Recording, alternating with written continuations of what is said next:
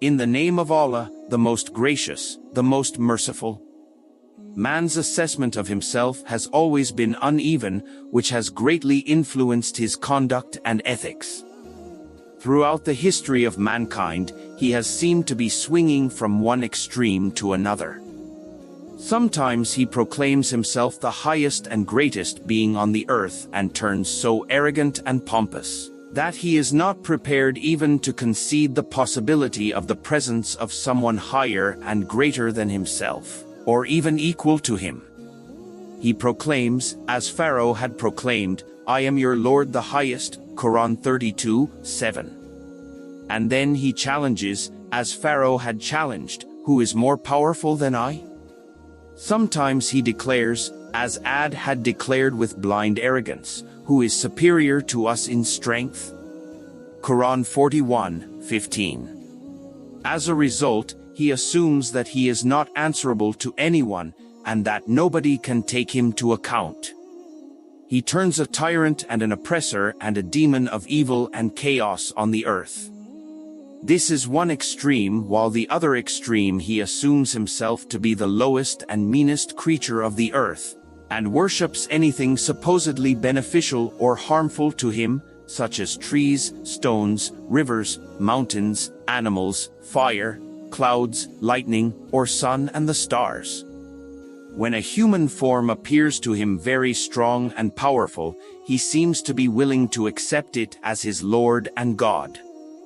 The reality about human beings. Islam has rejected both the extremes and presented the real position of humans on the earth. The Quran says, "Now let man but think from what he is created. He is created from a drop emitted proceeding from between the backbone and the ribs." Quran 86:5-7. It adds, "Does not man see that it was we who created him from sperm, yet behold, he stands forth as an open adversary." Quran 36:77. Furthermore, "And he began the creation of man from clay, and made his seed from a drop of despised fluid, but he fashioned him in due proportion, breathed into him of his spirit." Quran 32:7-9. Elsewhere, it is stated, "We created you out of dust, then out of sperm, then out of a leech-like clot, then out of a little lump of flesh, partly formed and partly unformed, in order that we may manifest our power to you, and we cause whom we will to rest in the wombs for an appointed term. Then do we bring you out as babes, then foster you, that you may reach your age of full strength.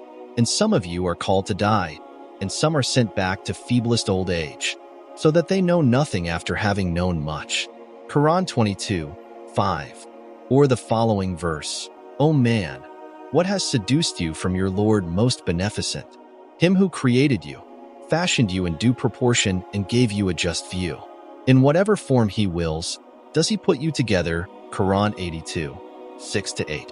Again, "It is he who brought you forth from the wombs of your mothers when you knew nothing, and he gave you hearing and sight, intelligence and affections, that you may give thanks to Allah."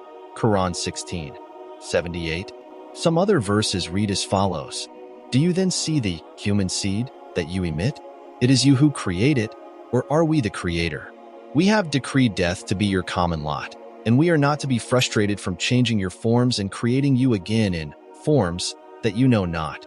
And you certainly know already the first form of creation. Why then do you not take heed? See you the seed that you sow in the ground? Is it you that cause it to grow, or are we the cause? Were it our will, we could make it chaff, and you would be left in wonderment, saying, 'We are indeed left with debts for nothing. Indeed, we are deprived. See you the water, which you drink. Do you bring it down in rain from the cloud, or do we? Were it our will, we could make it brackish and unpalatable. Were it our will, then why do you not give thanks? Do you see the fire, which you kindle? Is it you who grow the tree which feeds the fire, or do we grow it? We have made it a reminder and an article of comfort and convenience for the denizens of deserts. Then glorify the name of your Lord, the Supreme." Quran 56:58-74. "When distress seizes you at sea, those that you call upon besides him leave you in the lurch. But when he brings you back safely to land, you turn away from him. Most ungrateful is man. Do you then feel secure that he will not cause you to be swallowed up beneath the earth when you are on land, or that he will not send against you a violent tornado with showers of stones, so that you shall find no protection? Or do you feel secure that he will not send you back a second time to sea and send against you a heavy gale to drown you because of your ingratitude, so that you find no helper therein against us? Quran 17, 67-69. Almighty God smashed the arrogance and self-conceit of man in the above-quoted verses and showed him of what substance he is made. Here is the gist of the contents of the verses quoted above. Man is nothing more than a filthy and dirty drop of water that turns into an embryo, an organism in its early stages of development. If God wills, he gives life to the embryo. If not, it is wasted. In case the embryo is given life, Allah gives it the senses, and it enters into this world as a helpless baby. God provides him all means and powers necessary for living, progressing stage by stage. He comes to full youth, then grows old, and again, he is as helpless as a baby. He loses his senses, his powers are weakened, forgetfulness replaces knowledge. At last he dies, departs from his wealth, children, near and dear ones, and finds his abode in the grave. In his short life, he had no power to keep himself alive. It is Allah, the creator and sustainer, who kept him alive, and when he orders him to quit this world, he has no choice but to pass from this world to another world. As long as man lives in this world, he is bound by the laws of nature. He needs air, water, light, and the products of the soil. None of these provisions is in his control. None of this does he create, and none of these forces obey to his will and desire. Whenever these forces work against him, he is quite helpless. A hurricane or a tornado pulls down his lofty buildings and ruins his towns. A storm can easily sink his splendid ships in bottomless seas. An earthquake decimates a whole big city in a few seconds. Whatever means and equipment man gathers through his scientific knowledge, intellect, and wisdom, all prove futile and perishable before the power of God. In spite of this weakness and helplessness, man strides the earth with arrogance and pompousness, and apes Pharaoh and Nimrod. He rules the people like an oppressor, tyrant, despot, or aggressor, revolts against God, makes himself lord of the people, and causes disturbance and chaos on the earth of God. Man's position in the universe. This is the subject matter of the verses of the Holy Quran. In these verses, God denounces the arrogance of man and clearly describes his real status. The Holy Quran says man is neither the lowest and meanest creature, nor the highest and greatest one. The Holy Quran says, "We have honored the sons of Adam, provided them with transport on land and sea, given them for sustenance things good and pure, and conferred on them special favors above a great part of our creation." Quran 17:76. See you not that Allah has made subject to you, men, all that is on the earth. Quran 22:65. And cattle he has created for you, from them you derive warmth and numerous benefits, and of their meat you eat. And you have a sense of pride and beauty in them as you drive them home in the evening and as you lead them forth to pasture in the morning.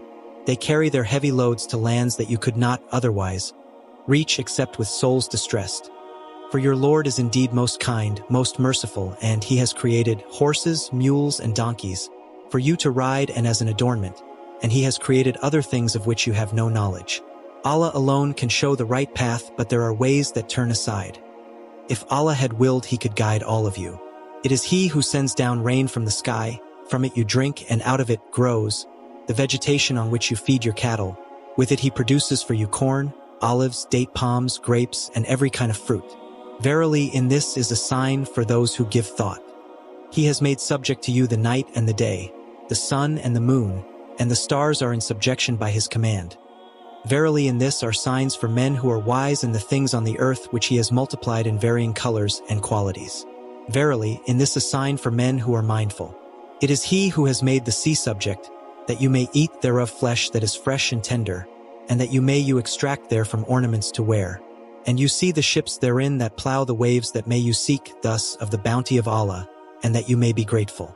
And he has set up on the earth mountains standing firm, lest it should shake with you, and rivers and ways, that you may guide yourselves, and marks and signposts, and by the stars men guide themselves. Is he who creates like one that creates not? Will you not receive admonition? If you did, you would count up the favors of Allah, you would not be able to number them. For Allah is oft-forgiving, most merciful. Quran 16, 5-18. In these verses God, glorified be Him, explains that all the things on the earth as well as in space are created, governed, and employed for man, for his benefit and for providing services to him. These trees, oceans, rivers, mountains, animals, day and night, darkness and light, moon and stars, all these creations of God, glorified be Him, are servants to man and work for his benefit, and they are useful to him in many ways. Man is superior to all of them. He has been given the noble status of a ruler on the earth, but the irony arises when the master bows down to the minion, as they are his providers. He asks their favor and beseeches them with great humility to help him. He fears them. He places offerings before them. In this way, he humiliates himself and lowers his own status. He makes himself the servant of servants, a slave of slaves. Man is viceroy of God. This explanation of the Holy Quran shows that man is not supreme, as he thinks, and on the other hand, he is not as low and abject as he has made himself. So naturally, the question arises, what is the right position and status of man in this world? Islam has the answer to this question. The Holy Quran explains, "Behold, your Lord said to the angels, I will create a viceroy on earth. They said, Will you place therein one who will make mischief therein and shed blood? While we do celebrate your praises and glorify your holy name." He said, "I know what you know not." And he taught Adam the names of all things, then he placed them before the angels, and said, "Tell me the names of these if you are right." They said, "Glory to you, of knowledge we have none save what you have taught us, in truth it is you who are perfect in knowledge and wisdom." He said, "O Adam, tell them their names." When he told them their names, Allah said, "Did I not tell you that I know the secrets of heaven and earth, and I know what you reveal and what you conceal?" And behold, we said to angels, "Bow to Adam," and they bowed down, not so Iblis. He refused and was haughty, he was of those who reject faith. And we said, "O Adam, dwell you and your wife in the garden, and eat of the bountiful things therein as, where and when, you will, but approach not this tree, or you will run into harm and transgression." Then did Satan make them slip from the garden, and get them out of the state of felicity in which they had been. Quran 2, 30-36. Behold, your Lord said to the angels, I am about to create man, from sounding clay from mud molded into shape, when I have fashioned him, in due proportion, and breathed into him of my spirit, fall you down in obeisance unto him. So the angels prostrated themselves, all of them together, not so Iblis, he refused to be among those who prostrated themselves. Allah said, "O Iblis, what is your reason for not being among those who prostrated themselves?" Iblis said, "I am not one to prostrate myself to man, whom you did create from sounding clay, from mud molded into shape." Allah said, "Then get you out from here, for you are rejected, accursed. And the curse shall be on you till the day of judgment." Quran 15, 28-35. This subject has been discussed in the Quran in different ways, at various places. The essence of it is that God appointed man as his viceroy on the earth and gave him knowledge more than that given to angels. He gave precedence to the knowledge of man over the angels, praising and glorifying his name. He, God, commanded angels to prostrate before Adam. Angels obeyed the command and bowed down before Adam. In this way angelic power yielded to Adam. On the contrary, Iblis, Satan, refused to do so. In other words, the satanic power did not accept the superiority of man. No doubt, Adam was a sculpture made of clay, but God breathed into him his spirit and gave him knowledge. This made him fit to be elevated to the position of God's viceroy. The angels accepted his superiority, but Satan did not do so. He was denounced by God because of his rebellion. However, Satan's request for a respite until the day of judgment to try to make man go astray was granted by God. The Satan lured man and succeeded in getting man out of paradise. Since that time a war has gone on between man and Satan. God has already admonished man, if you will follow the guidance sent down by me you will enter paradise. Conversely, if you obey Satan your abode will be in hell. The position of viceroy. The verses mentioned above and the essence of the contents highlight a few points. This position demands that he should be obedient to God, he should not be loyal and obedient to anyone else.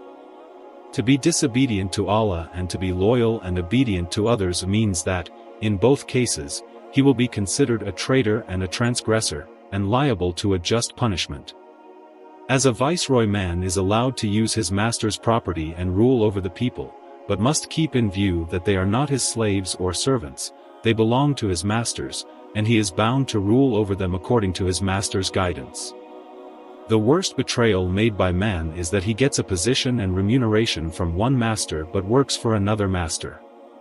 If a viceroy or governor declares himself independent or becomes loyal and subordinate to someone else, other than his real master, he will be considered a traitor. In both cases, he will receive deserved dismissal from the position of viceroy and earn punishment. Whosoever follows my guidance, on them shall be no fear, nor shall they grieve. But those who reject faith and belie our signs, they shall be companions of the fire. Quran 2:38-39. A viceroy or trustee is not independent so as to do whatever he wishes and use his master's property and his subjects arbitrarily. He does not enjoy absolute power. He is always answerable to his master. His master has the power to judge his actions and give him reward or punishment accordingly. The first and foremost thing for man is to have a clear concept about his own status and position, whether he is independent, or viceroy to a higher authority. If he clearly understands that he is a viceroy, then he should accept the sovereignty and supreme authority of his master, because without this acceptance he will not be able to get the real sense of accountability. The concept of viceregency and trusteeship creates a particular conduct marked by honesty, truthfulness, and responsibility. Any other concept cannot create the same conduct in man.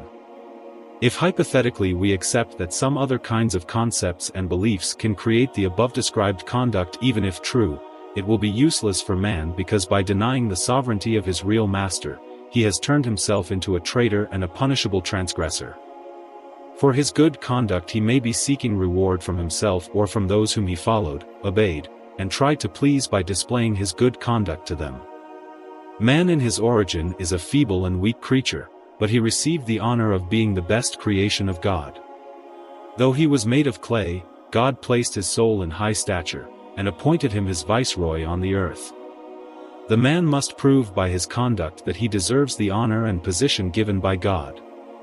If man, instead of following the guidance of God, follows Satan, then certainly he lose both the status and honor and will fall down to a powerless and helpless position. By bowing down to him, the angelic powers have already accepted him as God's viceroy. On the contrary, satanic powers refuse to accept his superior position and determine to make man their own slave. In this situation, if man follows the guidance of God, the angelic powers will support him, and armies of angels will come down to help him against the forces of Satan. Contrary to this, if man follows satanic forces, they will be his helpers, then he will face the same fate that Satan and his armies will face in the end. As viceroy of God, man enjoys a higher status and is superior to all other creations of God.